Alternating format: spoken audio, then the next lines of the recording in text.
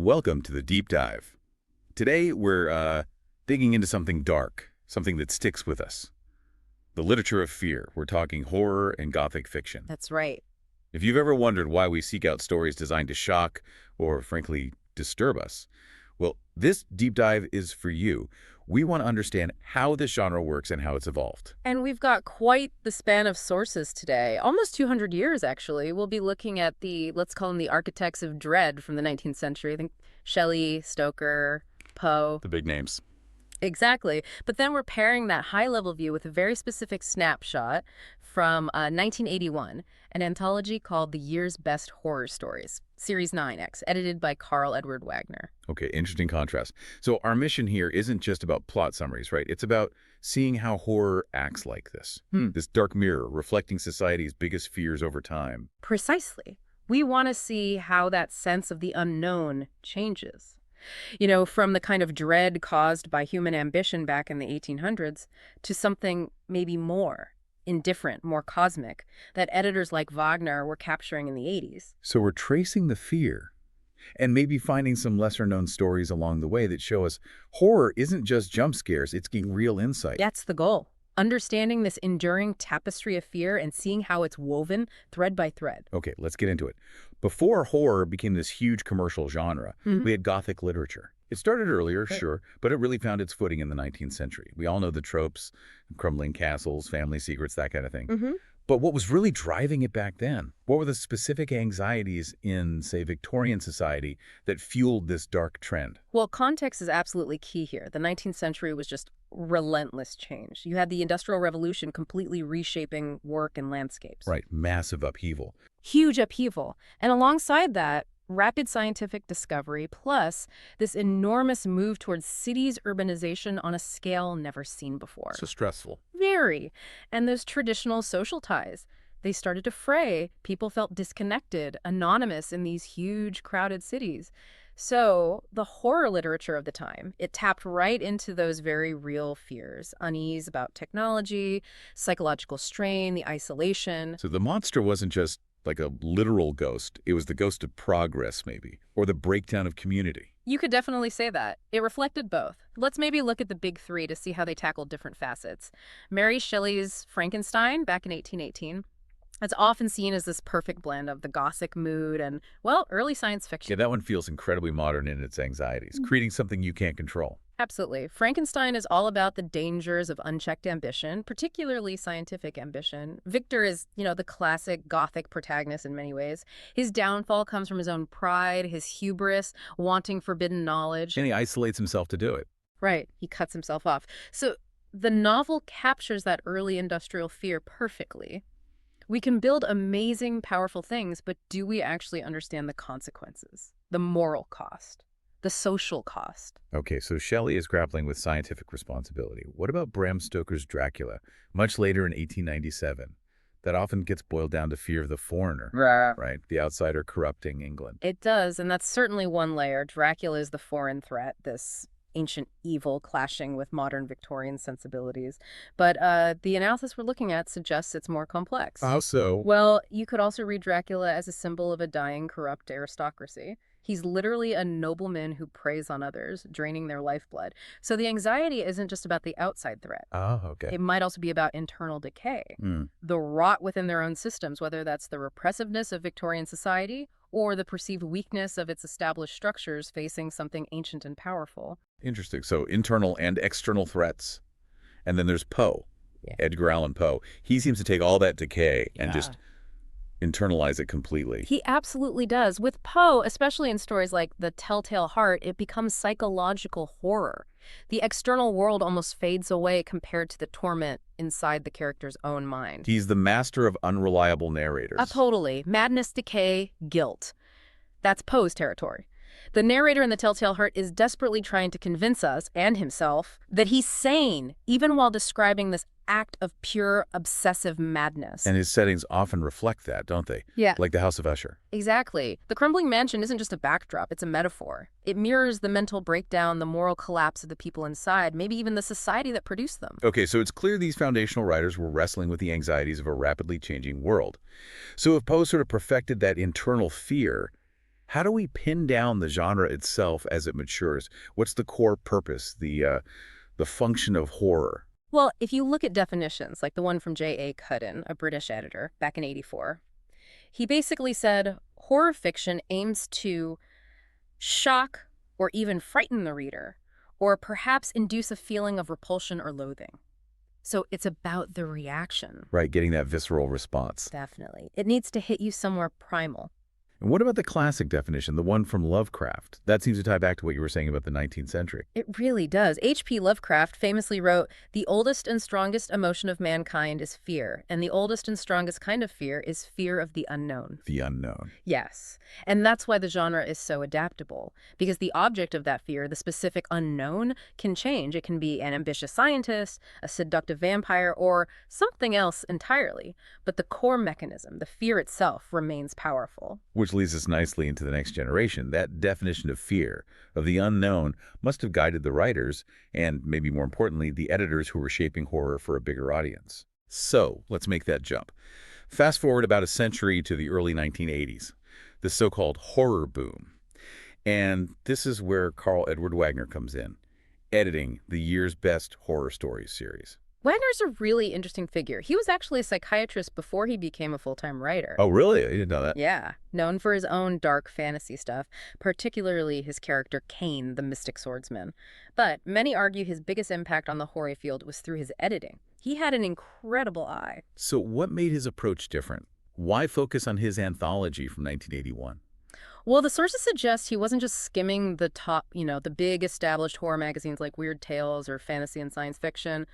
Wagner went digging. Digging where? Into the margins, obscure fanzines, small press chapbooks, sometimes even publications that weren't strictly horror or fantasy outlets.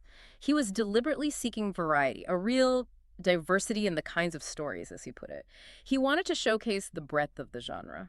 So finding the diamonds in the rough, basically, not just sticking to the proven sellers. Exactly, which in turn helped boost writers who might have been considered too niche, maybe too strange for the mainstream presses at that time.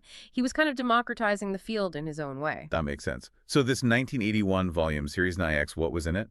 It was pretty concise, actually, just 10 stories. And yes, it had some heavy hitters. Stephen King was in there, Ramsey Campbell, Harlan Ellison, names people knew. Okay. But it also had these other discoveries, writers maybe less known then. And the range was impressive. It showed that by the early 80s, horror could encompass everything from quite traditional, almost quiet chillers to, well, full-blown cosmic nightmares. Okay, this is where it gets really interesting for me. Let's look at a few specifics from that 81 anthology. 3 stories that show this range Wagner was curating, and maybe how they update those older anxieties we talked about. How about we start with something maybe less supernatural? The Cats of Père Lachaise by Neil Olenoff. Ah, yes. That's a fantastic example of what you might call urban Gothic, or just atmospheric dread. It's set in that very famous cemetery in Paris. Père Lachaise, right. Yeah. And the premise is simple but creepy. There are tons of stray cats living in the cemetery, but they're all mysteriously sleek, healthy, well-fed, as the story notes. Okay. It turns into this really effective, quite grotesque revenge tale. But the horror is entirely human. There are no ghosts, no monsters in the typical sense. It's about moral decay, human cruelty, hidden darkness within a modern famous city. It kind of echoes Poe's focus on human darkness, but in a contemporary setting. Okay, so a human-level chill. Then moving towards something maybe more atmospheric, touching on institutional anxieties, The Catacomb by Peter Shilston. Oh, it's a wonderful story. Very unsettling. It's about an American tourist who gets stranded in this small, out-of-the-way Italian village. Right. And he discovers this magnificent ancient cathedral that the locals seem, well, almost nervous about. They try to steer him away. Why? What's wrong with it? Inside, the artwork mosaic specifically is stunning, technically brilliant. But as the tourist looks closer, he realizes it's subtly wrong. It's blasphemous. It seems to celebrate the darker aspects of biblical stories. Oh, okay. So it connects back to that idea of institutional corruption, maybe, like Stoker, but focused on faith. Exactly. It's a modern twist on that anxiety about purity versus corruption, but applied to the church itself. The institution seems internally warped. There's this one really telling observation the tourist makes about a mosaic depicting Cain and Abel. What does he notice? He notes that in the story of Cain and Abel, There was no doubt that it was Cain who was intended as the hero, for Abel, as he lay helpless on the ground, was a mere hapless simpleton, whereas the murderer was full of savage power. Wow. Okay. That is unsettling. It really is. The horror isn't a monster jumping out. It's the slow dawning realization that this beautiful sacred space is actually celebrating evil. It hints at a kind of moral relativism or even inversion that must have felt deeply disturbing, especially in the early 80s. And the tourist feels this strange pull towards the catacomb underneath the cathedral. That shift is fascinating. From Stoker's idea of a moral system being threatened from the outside, to Shilston's idea of the system itself being fundamentally wrong on the inside. Okay, and for the third example, let's go to the deep end. Cosmic horror. Black Man with a Horn by T.E.D. Klein. Yes, Klein, a major figure in modern horror, even though his output is relatively small.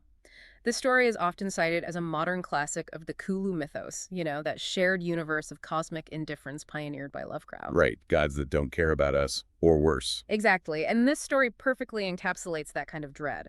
The protagonist is an aging horror writer, actually, who starts to realize that the terrifying myths he reads about, specifically a Malaysian folk legend about a creature called the Shugoran, might not be fiction at all. He realizes he's in a horror story. Pretty much. He connects it to the work of another writer, Frank Belknap Long, who was part of Lovecraft's circle. It's this dawning, awful realization that the universe is potentially hostile and fundamentally incomprehensible. So the unknown here is truly beyond human scale. It's not like Victor Frankenstein's monster, which was horrifying, but ultimately a result of human action. Precisely. Klein's horror is about forces that are alien, perhaps unknowable, and definitely not concerned with human well-being.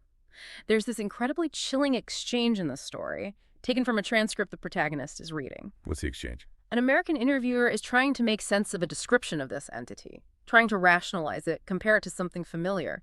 He says, "It looks like the Jewish shofar or ram's horn." Okay. And the person being interviewed, a Malay boy who witnessed it, is just weeping, completely traumatized. He replies, "These are the words that really land. No horn is no horn." Then in a pause, and just is him. Oh, wow. Yeah, that hits differently. Just him. Exactly. That line has been called one of the most shuddersome moments in modern weird fiction.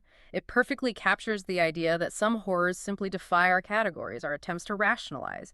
It's the absolute opposite of that 19th century confidence in reason and science being able to explain everything. Right.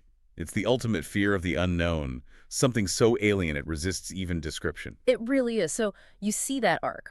We've traced this line from those foundational 19th century anxieties where the horror often reflected very human failings, like scientific hubris or societal decay, right through to the modern era, Yeah. where a brilliant editor like Wagner could pull together stories capturing a much wider range of fears, including that terrifying sense of the genuinely unknowable, the cosmic dread. And the power of the genre seems to be in that adaptability, its ability to keep reflecting us, but also to keep building on itself. This tapestry of horror, as you called it. That's a great way to put it.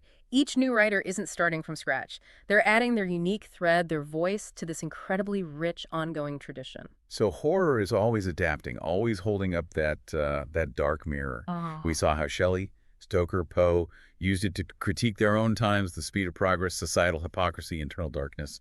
It makes you wonder. What we're reflecting now. Exactly. Thinking about our current moment, all the complexity, the digital world, global anxieties, information overload, what hidden fears, what forbidden knowledge, what modern anxieties is today's horror tapping into? What's the metaphor now? That's the provocative question, isn't it? The anxieties evolve, but the genre's function to explore those anxieties seems constant. Maybe something for you, the listener, to think about. Next time you encounter a horror story, whether it's classic Gothic or something brand new, don't just focus on the monster itself. Ask yourself, what deeper fear, what contemporary anxiety might this monster represent? You might find it reveals something surprising, not just about the story, but about our world, and maybe even about yourself.